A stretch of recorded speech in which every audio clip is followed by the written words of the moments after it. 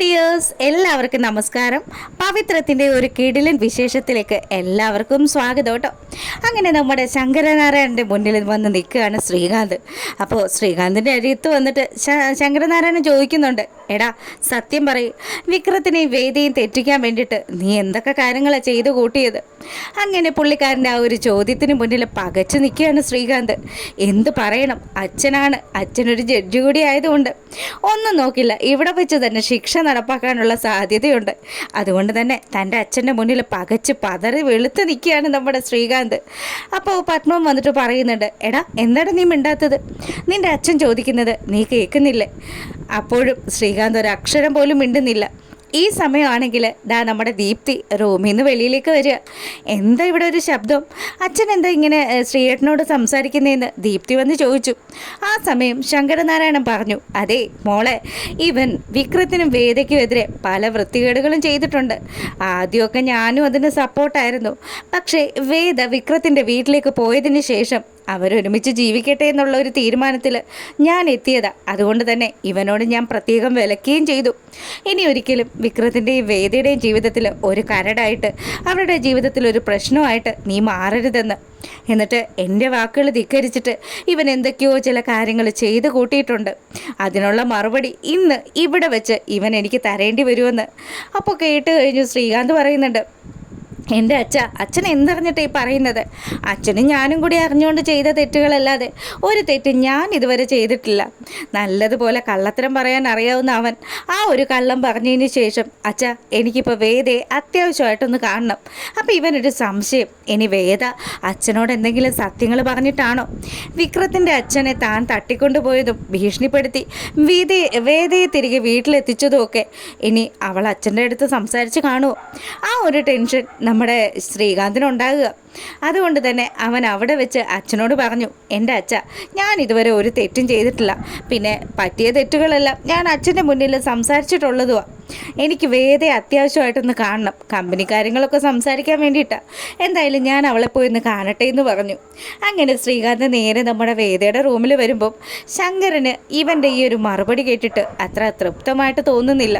പുള്ളിക്കാരൻ പത്മത്തിൻ്റെ അടുത്ത് പറഞ്ഞു, പത്മം, നമ്മൾ വളർത്തിയ മകൻ നമ്മളെക്കാൾ ഏറെ വളർന്നു കഴിഞ്ഞിരിക്കുന്നു. അവൻ നമ്മളിൽ നിന്നും പല കാര്യങ്ങളും ഒളിപ്പിച്ചു വെക്കാൻ തുടങ്ങിയിരിക്കുന്നു. ഇങ്ങനെ അവർ സംസാരിച്ചുകൊണ്ട് നിൽക്കുക. ഈ സമയം വേദയുടെ റൂമിലെത്തുകയാണ് ആ ശ്രീകാന്ത്. വേദയാണെങ്കിൽ പെട്ടെന്ന് തന്നെ നമ്മുടെ വിക്രത്തെ ഒളിപ്പിക്കുന്നു. വിക്രം, നീ ഇവിടെ ഇരിക്കുക കേട്ടോ, ഒരു കാരണവശാലും പുറത്തേക്ക് വരരുത്. ശ്രീയേട്ടനാണ് വന്ന് വിളിക്കുന്നത്, എന്തോ ഒരു കാര്യമുണ്ട്. നല്ല ദേഷ്യത്തിലുമാണ് അങ്ങേരുടെ വിളി. അതുകൊണ്ട് വിക്രം, നീ ഈ സ്റ്റോർ റൂമിൽ തന്നെ ഇരിക്കണമെന്ന് പറഞ്ഞ് വിക്രത്തിനെ ആ ഒരു റൂമിൽ ഇരുത്തുക. പിന്നീട് വേദ പതുക്കെ വാതിൽ തുറന്നു. ശ്രീകാന്ത്, എന്താടി വാതിൽ തുറക്കാൻ ഇത്ര താമസം? അത് നിങ്ങളോട് പറയേണ്ട ആവശ്യമുണ്ടോ? പറയേണ്ട ആവശ്യമുണ്ട്. അതുകൊണ്ട് തന്നെയാണ് ഞാനേ നിൻ്റെ അടുത്ത് കുറച്ച് കാര്യങ്ങൾ ചോദിക്കാൻ വേണ്ടി വന്നതാണ്. അങ്ങനെ പറഞ്ഞിട്ട് അവൻ നേരെ വേദയുടെ റൂമിലേക്ക് ഇടിച്ചു കയറുക. ശ്രീയേട്ടാ, നിങ്ങളോട് ഞാൻ എത്ര പ്രാവശ്യം പറഞ്ഞിട്ടുണ്ട്, നിങ്ങൾ എന്തിനാ ആവശ്യമില്ലാതെ എൻ്റെ റൂമിൽ കയറുന്നത്? എടി, നീ ഇവിടെ ആരെങ്കിലും ഒളിപ്പിച്ചു വെച്ചിട്ടുണ്ടോ എന്ന് എനിക്കൊന്ന് അറിയണമല്ലോ. ആ ഗുണ്ടയുണ്ടല്ലോ, അവനെ എങ്ങാനും ഇവിടെ ഒളിപ്പിച്ചു വെച്ചിട്ടുണ്ടെങ്കിൽ അതൊന്ന് കണ്ടെത്താൻ വേണ്ടി തന്നെയാണ് ഞാൻ ഇങ്ങോട്ട് വന്നത്. ഇത് കേട്ട് കഴിഞ്ഞപ്പോൾ വേദിക്ക് ദേഷ്യം വരിക. അവൾ പറയുന്നുണ്ട്, അതെ, നിങ്ങളെപ്പോലെയുള്ളൊരു മനുഷ്യനല്ല എൻ്റെ വിക്രം. എന്തായാലും എനിക്ക് നിങ്ങളോട് മറ്റൊന്നും സംസാരിക്കാനും ഇല്ല. നിങ്ങൾ ഇത്രയും കാലവും ചെയ്തു കൂട്ടിയ കാര്യങ്ങൾ അത് ഞാൻ അച്ഛനോട് വിളിച്ച് പറയണോ? അപ്പോൾ നീ പറയാഞ്ഞിട്ടാണോ അച്ഛൻ എന്നെ ചോദ്യം ചെയ്തത്? അച്ഛൻ നിങ്ങൾ ചോദ്യം ചെയ്തു അല്ലേ? എന്തായാലും അച്ഛന് നിങ്ങളെ അത്ര വിശ്വാസമൊന്നും അല്ല. നിങ്ങളുടെ പെരുമാറ്റത്തിൽ നിന്നും അച്ഛൻ ചില സത്യങ്ങളൊക്കെ മനസ്സിലാക്കിയിട്ടുണ്ട്. ശ്രീയേട്ടാ, എല്ലാ കാലത്തും എല്ലാവരെയും പറ്റിക്കാനൊന്നും പറ്റില്ല കേട്ടോ. നിങ്ങളെപ്പോലെ ഒരു വൃത്തികെട്ട മനുഷ്യനെ ശരിക്കും പറഞ്ഞാൽ ഞാൻ കണ്ടിട്ടില്ല. ഇതൊക്കെ പറയുമ്പോൾ പിന്നെ ആരാടി നല്ല പിള്ള? നിൻ്റെ ആ ഗുണ്ടയാണോ? അതെ, എൻ്റെ ഗുണ്ടയ്ക്ക് എന്താ കുഴപ്പം? അവനെ നല്ലൊരാണാ. അവനെ പോലെയുള്ള ഒരാണാകാൻ നിങ്ങൾക്ക് സാധിച്ചില്ലല്ലോ. നിങ്ങൾ എന്ത് വൃത്തികെട്ട സ്വഭാവമാണെന്ന് ഞാൻ ഈ വീട്ടുകാരോട് മുന്നിൽ പറയണമെന്ന് ചോദിച്ചു. ശ്രീകാന്ത് ഒരു അക്ഷരം പോലും മിണ്ടിയില്ല. അതിനുശേഷം അവൻ പറയുന്നുണ്ട്, വേദേ, നിന്റെ വിളച്ചിൽ അധിക കാലം ഇല്ലടി, നിന്റെ അവൻ്റെ ആയുസ് അത് എത്രയും പെട്ടെന്ന് ഞാൻ എടുക്കുമെന്ന് പറഞ്ഞതും എൻ്റെ വിക്രത്തിനെ തൊട്ട് കഴിഞ്ഞാലുണ്ടല്ലോ, താൻ ഇപ്പം ചെയ്തു കൂട്ടുന്ന സകല പോക്കൃത്തരങ്ങളും ഞാൻ ഈ വീട്ടിൽ മൊത്തം പറയും. അതുമാത്രമല്ല, ആ പുളിക്കൻ്റെ മരണവുമായി ബന്ധപ്പെട്ടിട്ട് എനിക്ക് തന്നെ സംശയമുണ്ടോ, താനല്ലേ അതിൻ്റെ പിന്നിലെന്നൊക്കെ വേദ ചോദിക്കുക. അപ്പോൾ ഇവൻ ഒരു നിമിഷം ഇങ്ങനെ നിന്നു കേട്ടോ, സ്റ്റക്കായതുപോലെ. ഇവളെന്താ ഈ പറയുന്നത്? പുളിക്കൻ്റെ കാര്യമൊക്കെ ഇവൾ അറിയണമെങ്കിൽ എന്തോ ചില കാര്യങ്ങളൊക്കെ ഇവൾ മനസ്സിലാക്കിയിട്ടുണ്ടല്ലോ.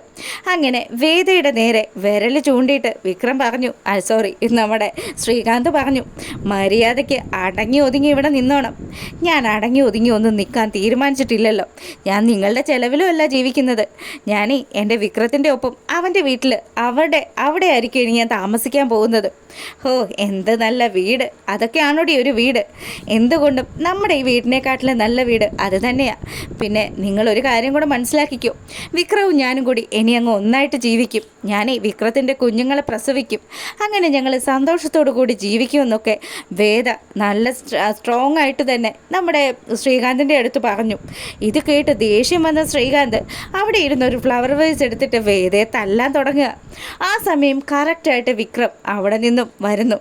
അതിനുശേഷം നമ്മുടെ ശ്രീകാന്തിനെ ചവിട്ടി വീഴ്ത്തിയിട്ട് വിക്രം കാര്യങ്ങൾ മുഴുവനും ശങ്കരനാരായണൻ്റെ അടുത്ത് പറയുക. സാറേ, എന്നോട് ക്ഷമിക്കണം, ഞാൻ ഒരിക്കലും ഒരാളെയും കൊല ചെയ്തിട്ടില്ല. പല കേസുകളിലും ഞാൻ പ്രതിയായിരുന്നു എന്നുള്ളത് സത്യമൊക്കെ തന്നെയാണ്. പക്ഷേ വേദ എൻ്റെ ജീവിതത്തിൽ വന്നതോടുകൂടി ഞാൻ പല കാര്യങ്ങളും മാറ്റിവെച്ചിരിക്കുക. ഇപ്പോൾ വേദ പറയുന്നതാണ് കാര്യങ്ങൾ. എന്തായാലും ഞാൻ ഒരിക്കലും ഒരാളെയും കൊന്നിട്ടില്ല. അതിൻ്റെ ശക്തമായിട്ടുള്ള തെളിവുകൾ എൻ്റെ കയ്യിലുണ്ട്. അതുമൊക്കെ ആയിട്ട് ഞാൻ സാറിന് മുന്നിൽ വരുമെന്ന് പറഞ്ഞ് വിക്രം നമ്മുടെ വേദിയും കൂട്ടിയിട്ട് അവിടുന്ന് പോകുന്നതൊക്കെയാണ് നാളത്തെ വിശേഷത്തിലുള്ളത്. വീഡിയോ ഇഷ്ടമായിട്ടുണ്ടെങ്കിൽ എപ്പോഴും പറയുന്നത് പോലെ തന്നെ ഒന്ന് ലൈക്ക് ചെയ്തിട്ട് കാണുക. സബ്സ്ക്രൈബ് ചെയ്ത് കാണാത്തവരൊക്കെ സബ്സ്ക്രൈബ് ചെയ്തോടെ സപ്പോർട്ട് ചെയ്യുക. അപ്പോൾ എല്ലാവർക്കും നല്ലൊരു രാത്രി ആശംസിക്കുകയാണ്. അപ്പോൾ ഓക്കെ, ഗുഡ് നൈറ്റ്.